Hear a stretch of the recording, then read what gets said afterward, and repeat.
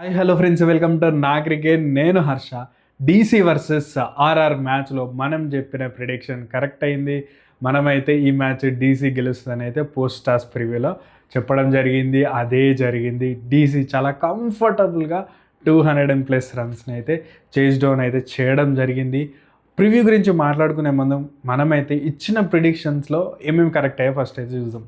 మనమైతే Jaiswal and Vaibhav సూర్యవంశీలు power ప్లేలోనే చాలా ఎర్లీగా అవుట్ అవుతారని ప్రిడిక్ట్ చేసినాం. అదే జరిగింది. అండ్ ఆల్సో 200+ వికెట్ అని చెప్పినాం. బట్ 180 to 200 కొడతారు అనుకున్నాం. బట్ ఫెరారీ నుంచి మంచి రన్స్ వచ్చినాయి. సో వాళ్ళైతే 220 కొట్టినారు. చాలా ఎక్కువ స్కోర్ అని చెప్పొచ్చు. ఒక 15 రన్స్ ఎక్కువనే కొట్టినారని చెప్పొచ్చు ఆర్ఆర్ ఈ పిచ్ మీద.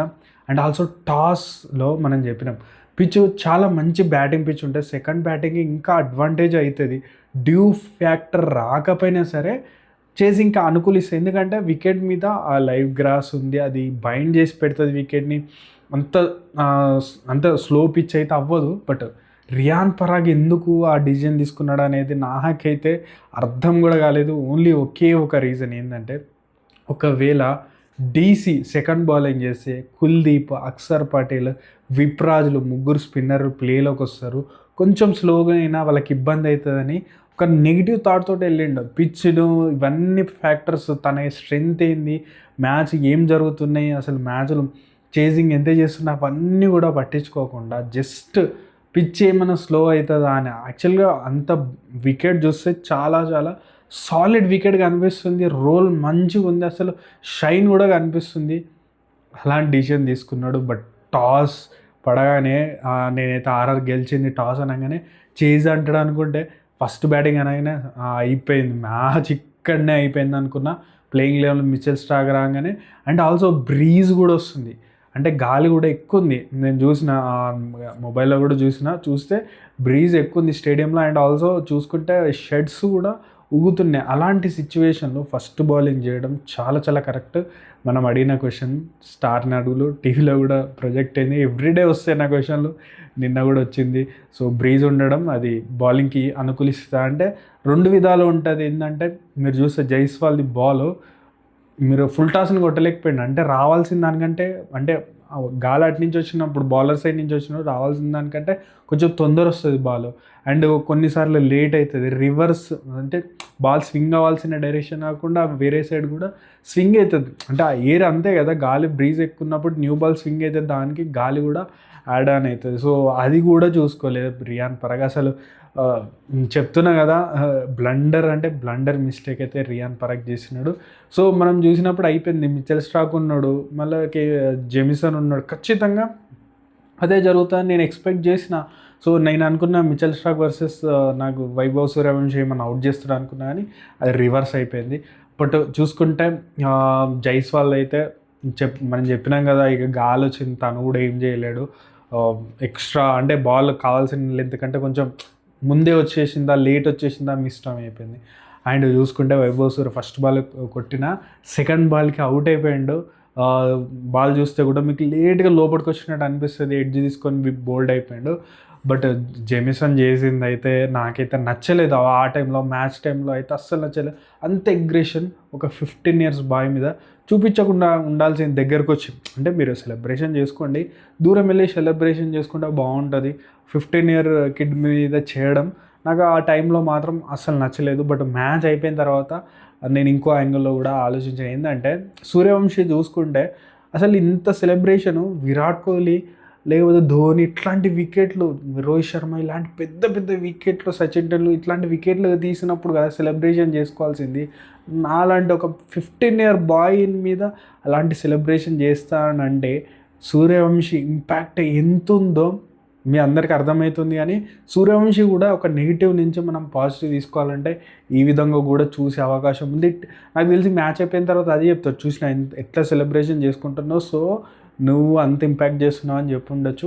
బట్ ఎర్లీగానే వికెట్లు పడడంతో ఇక్కడ అయిపోయింది అనుకున్న సమయంలో రియాన్ పరాగ్ స్టార్ట్ చేసిండు. చాలా మంచి షాట్లు ఆడిండు, మంచి బ్యాలెన్స్ కనిపించింది. అంటే షార్ట్స్ ఆడుతున్నప్పుడు లాస్ట్ మ్యాచ్లో అది కనపడలేదు, కానీ మంచి బ్యాలెన్స్ కనిపించింది. జ్యూరెల్ ఆన్ ఆఫ్ అని చెప్పొచ్చు. మరి అదే వికెట్ టు వికెట్ నేను చెప్పినట్టు దానికి ఇబ్బంది పడుతున్నాడు. బట్ రియాన్ పరాగ్లీ 6లు కొట్టడం మంచిగా నడిచింది.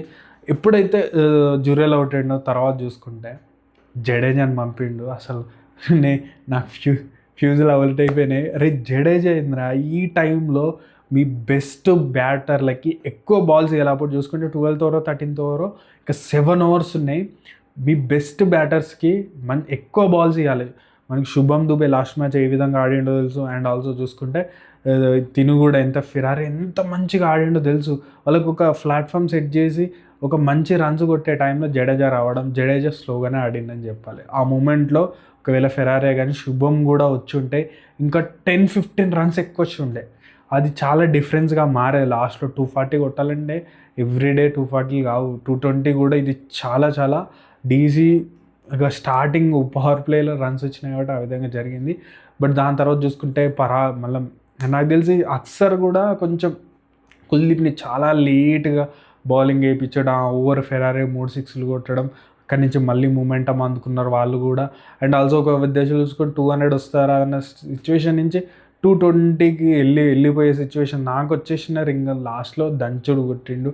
ఫెరారీ అయితే అస్సలు ఒక్క బాల్ చూస్తలేడు. యార్కర్ బాల్ కూడా నట్టును కూడా అసలు ఎంత సింపుల్ కొడుతున్నాడంటే అంత సింపుల్. అంత మంచి ఫామ్లో ఉన్న బ్యాటర్ని మళ్ళీ అంత లేట్గా జడేజా తర్వాత పంపించడం అది కూడా మంచిగా అనిపించలేదు. శుభం దుబే అందుకే అవుట్ అయిపోయాడు. అంటే షాట్లు ఆడాల్సి వస్తుంది లాస్ట్లో. కొంచెం సెట్ అయిందా ఒక 2 6లన్నీ ఎక్స్ట్రా పడేటి. ఫెరారీకి చూడండి మీరు 14 బాల్స్లో 40 ఏమో కొట్టిండు. ఇంకా 10 బాల్స్ ఇచ్చుంటే ఏం విధ్వంసం చేసి ఉంటుండేడు. ఇంకా 20-30 రన్స్ ఎక్కువ కొట్టేటోడు కావచ్చు. అది కూడా నాకు అర్థం కాలేదు. మీకు ఇంపాక్ట్ సబ్ ఉంది, ఇంకా కావాలంటే షనకాన్ తీసుకొని రావచ్చు ఒకవేళ వికెట్లో. ఒకవేళ ఫెరారీ వికెట్ పడ్డదనుకో షనకాన్ కూడా ఇంకా వేయించవచ్చు. షనక కూడా బౌలింగ్ చేస్తాడు, బ్యాటింగ్ చేస్తాడు. మనకి శ్రీలంక కెప్టెన్ ఏ విధంగా ఆడుతాం మీ అందరూ తెలుసు. స్టిల్ అలాంటి నెగిటివ్ మైండ్ తోటి పోవడం, దెన్ అక్కడ ఒక 10 రన్స్ ఇంకా ఎక్స్ట్రా వచ్చేటి. బట్ ఓవరాల్గా చూసుకుంటే మాత్రం చాలా మంచి బ్యాటింగ్ చేసినారు ఆర్ఆర్ అని చెప్పుకోవచ్చు. మిచెల్ స్టార్క్ అద్భుతంగా బౌలింగ్ చేసినారు. బట్ బౌలింగ్ డీసీ ఈరోజు ఎక్స్ట్రా ఇవ్వలేదు. 10th ఓవర్ తర్వాత ఒక వైడ్ వేసినారు. లెగ్ బైస్ రూపంలో ఒక 3-4 రన్స్ వచ్చినాయి. దాని తర్వాత లాస్ట్లో కొంచెం మనం చూసుకుంటే నట్టు కానీ స్ట్రాక్ కానీ కొన్ని వైడ్ వేసి 10 దగ్గరగానే ఎక్స్ట్రాలు ఇచ్చినారు. సో అది చాలా చాలా కలిసి వచ్చిందని చెప్పొచ్చు. 10th ఓవర్ తర్వాత ఫస్ట్ ఎక్స్ట్రా ఇచ్చినారు. బట్ చాలా చాలా అది పాజిటివ్ అయిందని చెప్పొచ్చు. అండ్ చూసుకుంటే ఢిల్లీ స్టార్ట్ చేసింది. బాల్ పడగానే శనక కొడుతుండే. సారీ మనకు చూసుకోవాలి ఏ విధమైన బ్యాటింగ్ చేసిండో. అండ్ ఇద్దరు కూడా అద్భుతంగా ఆడిండు. ఓపెనర్ శ్రీలంకన్ ఓపెనర్ చూసుకోవాలి. అండ్ ఆల్సో కేఎల్ రాహుల్ అద్భుతంగా ఆడిండని చెప్పొచ్చు. బట్ చూసుకుంటే మాత్రం శ్రీలంకన్ ఓపెనర్ మా మైండ్కి ఆ పేరు కూడా వస్తలేదు, సడన్గా శనక వస్తుంది. బట్ అద్భుతంగా ఆడాడు. దొరికిన బాల్ని దొరికినట్టు 6లు 4లు కొట్టిండు. అసలు ఆర్చర్ని ఆడుకున్నాడు అని చెప్పుకోవచ్చు. బర్గర్ నుంచి కూడా ఆడుకున్నాడు. సో దాని తర్వాత 4 ఓవర్స్లో సెటప్ అయిపోయింది. ఇక్కడి నుంచి మ్యాచ్ ఓడిపోయే సిచ్యువేషన్ లేదన్నప్పటి నుంచి ఇంకా ఇద్దరు కుమ్ముతూ ఉన్నారు. అండ్ స్పిన్నర్లు వచ్చినా కుమ్మినారు. అండ్ ఆల్సో చూసుకున్న తర్వాత తను కూడా అవుట్ అయిపోయాడు. అవుట్ అయిపోయిన తర్వాత కేఎల్ రాహుల్ అయితే అద్భుతంగా ఆడిండు. బిష్నాయ్ మంచిగా ట్యాకిల్ చేసిండు. బిష్నాయ్ వస్తే ఫస్ట్ ఓవర్ చూసి ఆడిండు. దాని తర్వాత ఆగలేదు, కొట్టినారు. జడేజాని కొట్టినారు. దీన్ని అర్థం కాలేదు. పరాగ్ కూడా బయటకు వెళ్ళిపోయినాడు. తనకి క్రాంప్స్ వచ్చినట్టునే తను బయటకు వెళ్ళిపోయి ఇక అప్పటి నుంచి ఇంకా మ్యాచ్లో లేదు. ఇంకా ఆర్ఆర్ లేదు. 10 ఓవర్స్ అయిపోయిన తర్వాత లేనే లేదు. బట్ చూసుకుంటే ఎప్పుడైతే కేఎల్ రాహుల్ వికెట్ పడ్డదో కొంచెం మళ్ళీ మనం బ్యాక్ చేస్తారా అనుకున్న టైంలో మళ్ళీ నితీష్ రాణా వికెట్ కూడా ముందే పడ్డది. బట్ మంచి స్టార్ట్ చేసి 6లు 4లు కొడుతుంది. ప్రతి ఓవర్ కూడా 10 రన్స్కి తగ్గకుండా లాస్ట్ బాల్ అయినా సరే 4లు కొట్టడానికి ఫస్ట్ బాల్ 4-6 కొట్టడం అది మంచిగా కలిసి వచ్చింది వాళ్ళకి.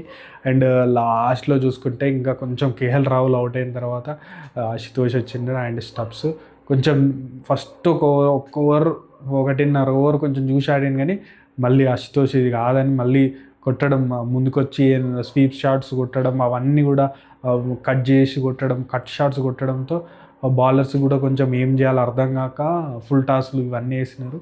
లాస్ట్లో ఈజీగా విన్ అవ్వడం జరిగింది. సో నాకు చూసుకుంటే ఈ మ్యాచ్లో పరాగ్ చేసిన అంటే టీం చేసిందా మరి ఎవరిది నాకు అర్థం కాదు. కానీ టాస్ గెలిచి చేజింగ్ ఎంచుకుంటే ఆర్ఆర్ గేమ్లో ఉండేది. ఎందుకంటే ఆల్రెడీ మీరు డీసీ లాస్ట్ మ్యాచ్ మనం చూసుకుంటే అంత ఘోరాది ఘోరంగా 75 ఆల్అవుట్ అయినా అది ప్లే అవుతుంది మైండ్లో. కాబట్టి ఫస్ట్ బ్యాటింగ్ చేస్తున్నప్పుడు స్కోర్ బోర్డ్ ప్రెజర్ ఏమి ఉండదు కాబట్టి సరే పవర్ ప్లేని మనం ఒక 50-55 రన్స్ దాకా ఆడుకుందాం, లేకపోతే చూసి ఆడదాం ఒక 2 ఓవర్లన్నా అని ఒక మైండ్ సెట్ తోటి వచ్చేవాళ్ళు. నిశంక మళ్ళీ గుర్తొచ్చింది, నిశంక అని కేఎల్ రాహుల్ కానీ ఒక 2 ఓవర్స్ అన్నా మెల్లగా ఆడేవాళ్ళు. సో అది జరగకపోయేసరికి దెన్ చేసింగ్ వచ్చేసరికి నిశంక ఇక మనం కొట్టాల్సిందే ఫస్ట్ ఓవర్ నుంచి అనేసరికి బాదుడు స్టార్ట్ చేసినారు. బట్ ఓవరాల్ చూసుకుంటే మాత్రం డీసీ కూడా కొన్ని తప్పులు చేసిందని చెప్పొచ్చు. బౌలింగ్ చేంజెస్ కానీ కొన్ని మంచి లైన్స్ వేయాల్సింది కొంచెం వేయలేకపోయిందని చెప్పొచ్చు. అండ్ ఆల్సో ఇటు చూసుకుంటే సేమ్ ఆర్ఆర్ కూడా సేమ్ అవే మిస్టేక్స్, అంటే కెప్టెన్సీ నుంచి చాలా మిస్టేక్స్ కనిపించినాయి. ఆ టాస్ గెలిచి ఫస్ట్ బ్యాటింగ్ చేయడం నాకు అసలు ఈ గ్రౌండ్లో 200 చేజ్ డౌన్ అయిపోయింది, డ్యూ రాకపోయినా ఎస్ఆర్హెచ్ టీం కొట్టింది. సో అలాంటి అప్రోచ్ తోటే వెళ్ళాల్సింది కదా. బట్ బ్రీజ్ వస్తున్నా అది తీసుకోవడం నాకు కూడా అది నిర్ణయం నచ్చలేదు. సో ఓవరాల్గా చూసుకుంటే మాత్రం ఈ మ్యాచ్ని డీసీ గెలిచేది. మన ప్రిడిక్షన్స్ చూసుకుంటే లాస్ట్ 10 మ్యాచెస్లో 8 ప్రిడిక్షన్స్ కరెక్ట్ అయినాయి. అన్నీ కూడా పోస్ట్ ఉంటుంది, వీడియోస్ వస్తూనే ఉంటాయి, ప్రివ్యూలు వస్తూనే ఉంటాయి.